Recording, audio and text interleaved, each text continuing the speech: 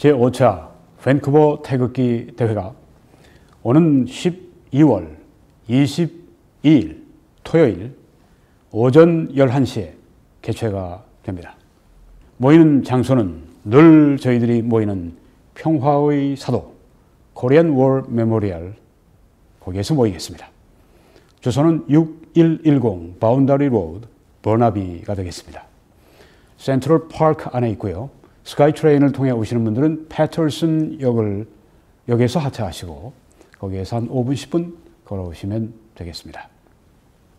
여러분을 오는 12월 22일 토요일 오전 11시에 평화의 사도에서 꼭 뵙겠습니다. 안녕하십니까. 오늘은 주한미군 철수를 부를 수 있는 세계의 도화선, 이런 제목으로 말씀을 드리겠습니다. 원 제목은 Imagining the Withdrawal of U.S. Forces from South Korea. The unthinkable has become thinkable. 이런 제목입니다. 남한으로부터 주한미군을 철수하는 것을 생각해 본다. The unthinkable, 상상할 수 없는 그런 것이 has become thinkable, 상상할 수 있는 것이 되었다. 아주 섬뜩한 그런 제목입니다. 이 사진의 인물인 데추오 코타니는 일본의 메이카이 대학 부교수이고 일본 국제관계연구소 선임 연구원입니다. 온라인 잡지로서 세계 5대 잡지 중에 하나라고 그렇게 알려져 있는 The Diplomat, 여기에 지난 8월 15일 날 기고했습니다. 근데 여기 나오는 이야기는 벌써 15년 이상 지속된 것들을 보면서 하는 이야기이기 때문에 몇 개월 아무런 차이가 없습니다. 이제 인용을 하겠습니다. 6월 12일 싱가포르에서 열린 미국과 북한 간의 역사적인 정상회담 후에 가진 기자회견에서 도널드 트럼프 미국 대통령은 북한의 안전보장을 제공하고 한국에 주둔하는 미군의 수를 줄이는 문제에 대해 질문을 받고 다음과 같이 답을 했다. 그는 남한에 주둔하고 있는 3만 2천 명의 미군을 언젠가는 미국으로 돌려보내기를 원하지만 지금은 그렇지 않다고 말했다. 그 뒤에 트럼프는 미국과 한국 간의 전쟁 게임, 워 게임이라고 불렀습니다.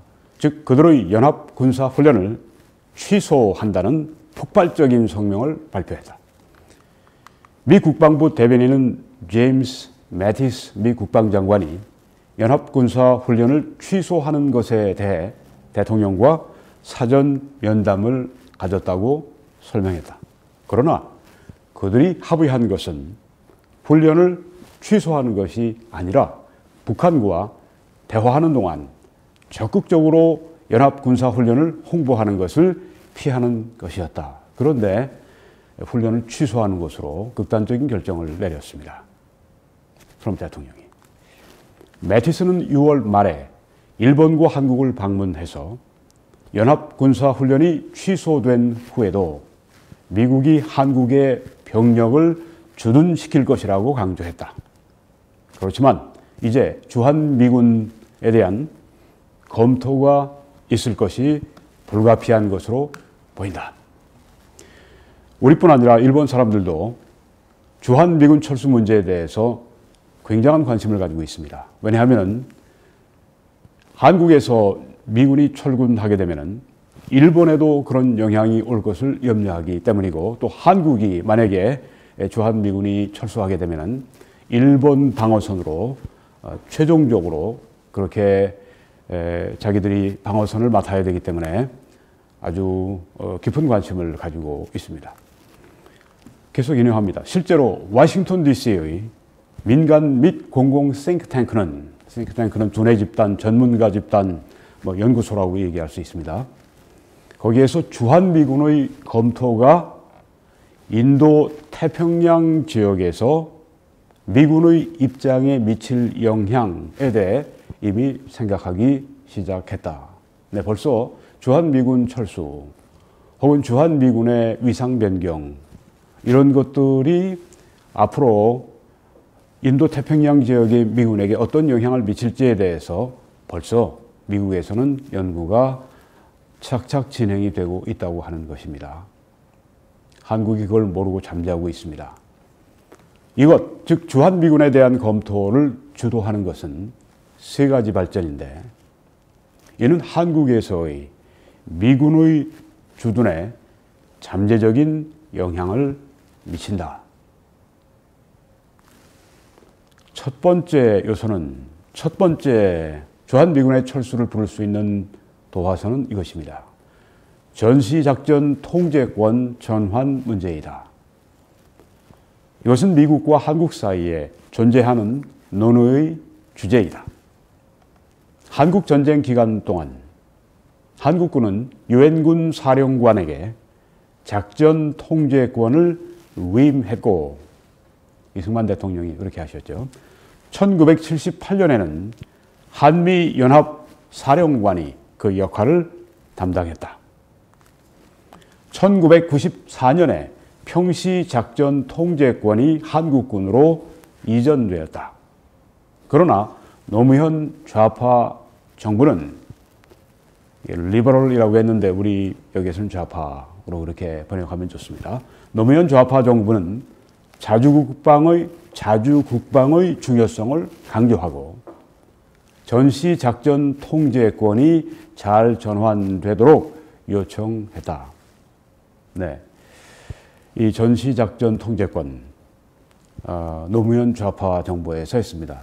노무현 씨가 대통령이 된 때가 2003년이니까 네, 거의 뭐 15년 되는 그런 이야기입니다.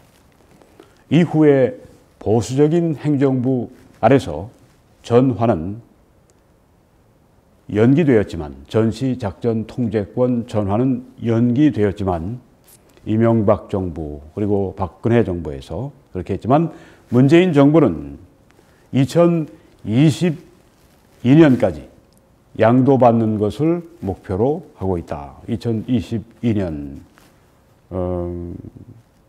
그렇게 되면은 문재인 재임 시절인가요? 아니면 그 다음 해인가요? 네, 2022년까지. 따라서 미 국방부와 관련된 싱크탱크들은 작년에 주한미군의 장래에 대해 논의하기 시작했다. 어떤 분들은 미국이 절대 전시작전 통제권을 주지 않을 것이다. 뭐 조건을 달아서 조건이 충족되면 줄게, 이렇게 말한 것은 그 조건에 붙잡아 놓고 전시작전 통제권을 주지 않을 것이다. 그렇게 장담을 한 분들이 있는데, 그 장담할 문제입니까? 그렇지 않죠. 네. 따라서 미 국방부와 관련된 싱크탱크들은 작년에 주한미군의 장래에 대해 논의하기 시작했다. 이 전시작전 통제권 이양 전환, 이것 때문에 주한미군의 장래에 대해서 벌써 미국에서는 심각하게 의논하기 시작했다고 하는 것입니다. 두 번째 발전은 6월 말 서울의 용산 기지로부터 경기도 평택의 캠프 험프리스 이 기지로 주한미군 사령부를 재배치한 것이다. 네, 완전히 이제 평택 이남으로 다 내려갔죠. 뭐 한두 개 빼고는요. 네.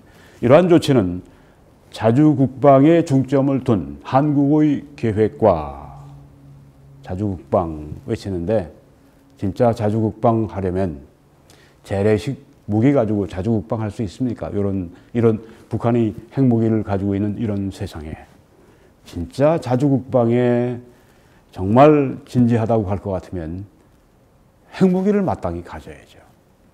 핵무기 가지자고 하는 얘기 없이 자주국방 얘기하는 것은 다 헛겁니다.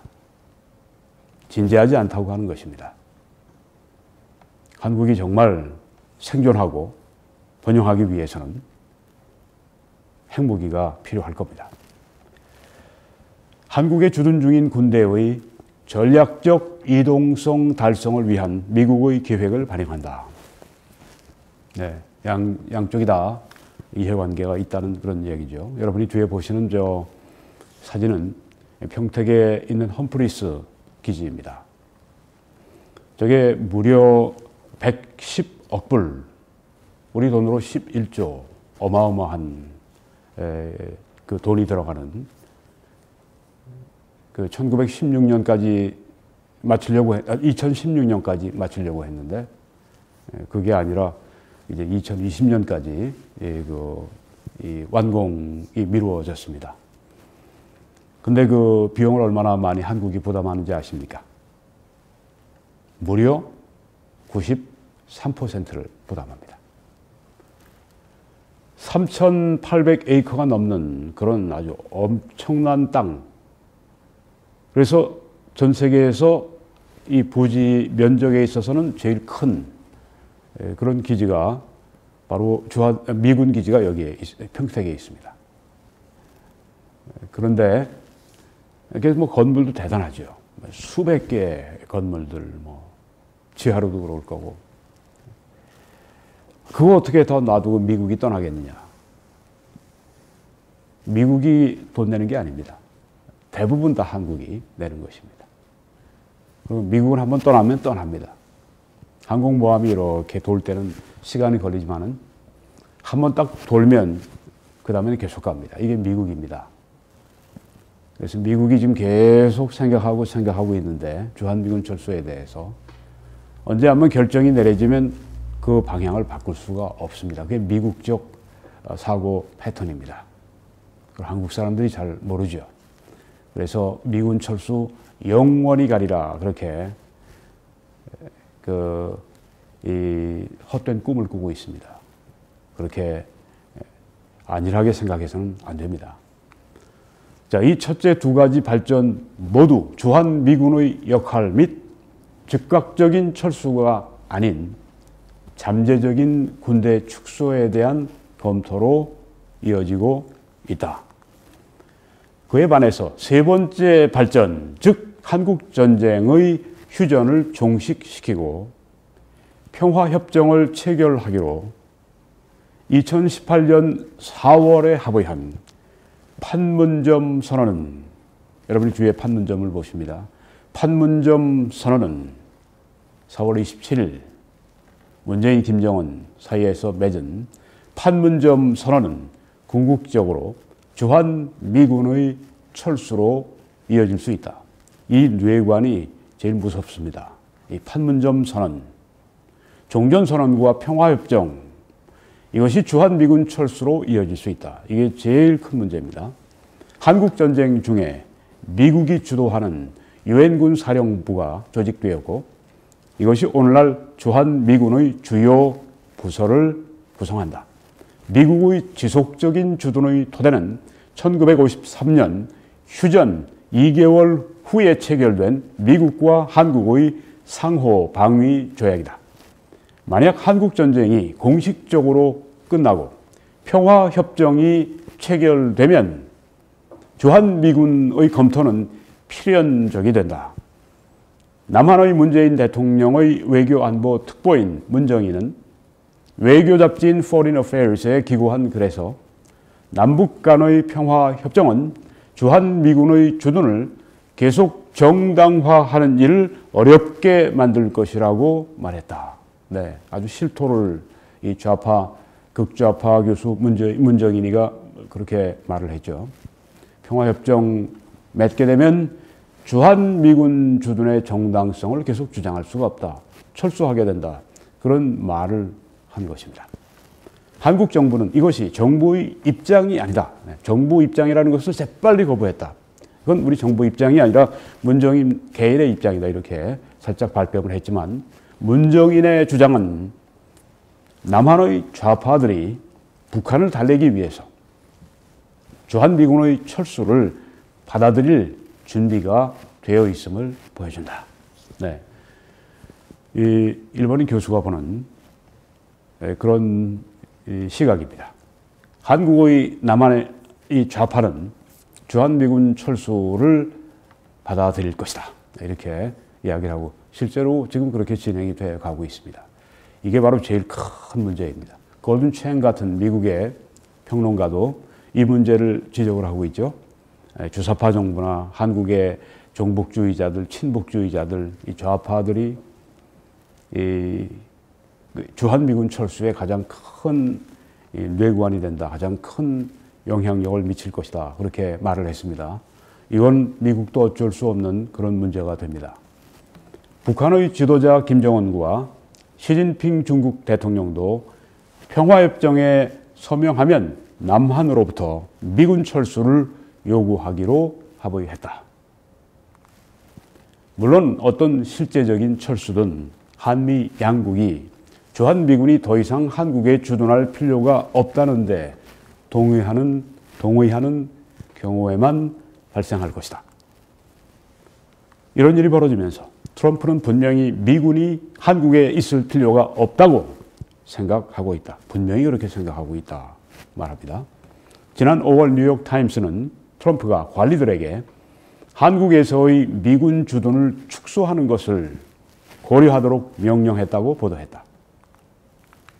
이 기사에 따르면 트럼프는 비용 분담 협약에 만족하지 않고 있다.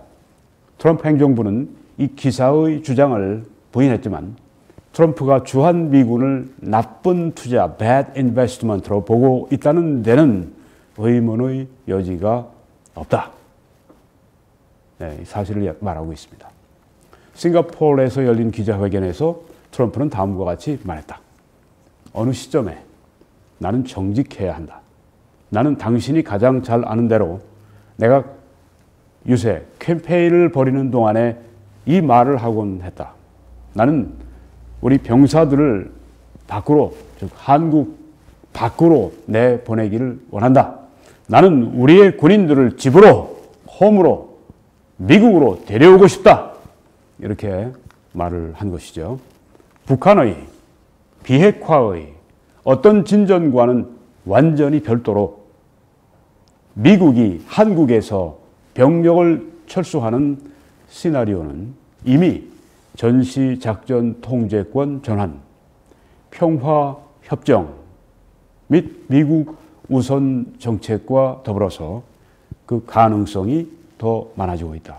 아까 그 미국이 이제 평택기지로 이전한 것도 언급했는데요. 여기는 빠져 있습니다만은, 네. 지금 주한미군 철수가 이렇게 물 밑에서 서서히 진행이 되고 있습니다. 주한미군 철수는 절대 없다고 주장하는 자들이 좌빨입니다. 근데 보수 일각에서도 그렇게 생각을 합니다. 지정학적인 면에서 볼 때 미국이 한국을 포기할 이유가 없다. 그게 이제 원인인데요. 여기에 지정학적인 요소와 다른 요소가 여기에 있는데 이게 아주 정말 강력한 외관 그리고 도화선이 될 수 있다고 하는 것입니다. 주한미군 철수. 어느 날 호련히 우리 앞에 나타날 수가 있습니다. 우리는 그래서 긴장해야 합니다. 그리고 주한미군이 주둔하도록 우리가 할 수 있는 최선을 다해야 합니다. 주한미군 철수 반대의 목소리를 아주 목청껏 우리가 외쳐야 합니다. 1950년 미국의 딘 애치슨 국무장관은 한국을 미국 방위의 범위에서 제외했다. 그리고 6.25 전쟁이 6개월 만에 났습니다. 이제 도널드 트럼프 미국 대통령은 그와 동일한 일을 할지 모른다. 우리에게 정말 무서운 경고이죠. 트럼프는 그렇게 해도 미국 의회가 딱 버티고 있으니까 22,000명 수준으로는 떨어지지 말라고 그렇게 떨어뜨리지 말라고 말을 했으니까 괜찮아. 미국 의회는 또 어떻게 믿습니까? 미국민 있지 않나? 미국민은 어떻게 믿습니까? 여론이 그것이 굉장히 그 변덕스럽다고 하는 걸 우리가 잘 알고 있지 않습니까? 미국 의회는 미국의 여론 무시하고 그렇게 나갑니까? 아니죠. 아주 미국이 한국에 머무는 것을 힘들게 이렇게 좌파들이 만들고 주사파 정부가 만들고 계속 감귤 200톤 보낸다고 하면서 많은 사람들은 그 감귤만 들어있는 것을 생각하지 않습니다. 거기에 현찰이 다발로 들어있을지 누가 압니까? 많은 사람들이 그렇게 생각을 합니다. 미국이 어떤 시점이 되면 딱 결정을 내리면 이건 끝입니다. 네. 이런 상황입니다. 그래서 행동과 더불어 기도를 제가 요청합니다.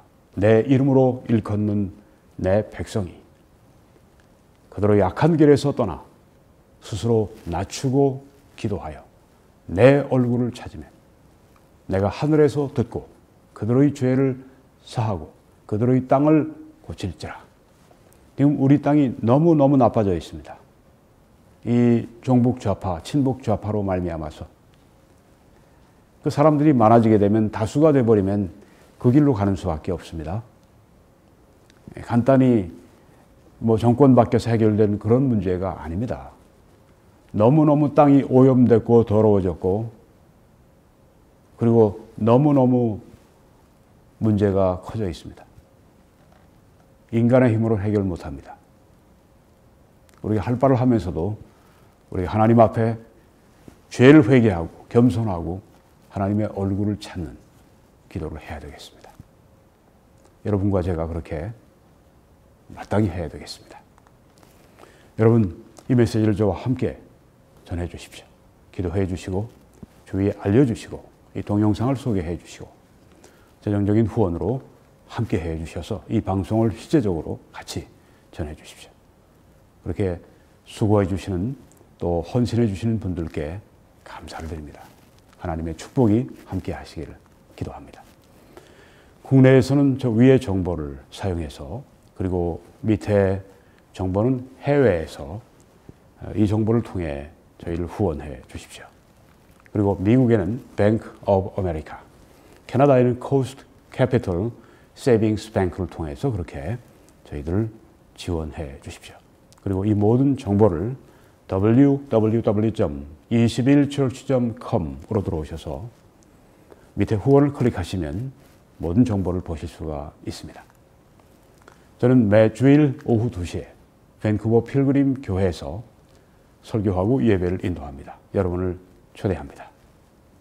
예배를 마치면 애국 보수 시민 시국 좌담회가 곧 개최가 됩니다. 여기에도 여러분을 초청합니다. 저희는 서리에 위치해 있고 저기 있는 주소를 참조해서 와 주십시오. 오후 2시 이전에 여러분들을 뵙기를 원합니다. 하나님께서 시청자 여러분과 또 우리 한 국민을 축복해 주시기를 간절히 기도합니다.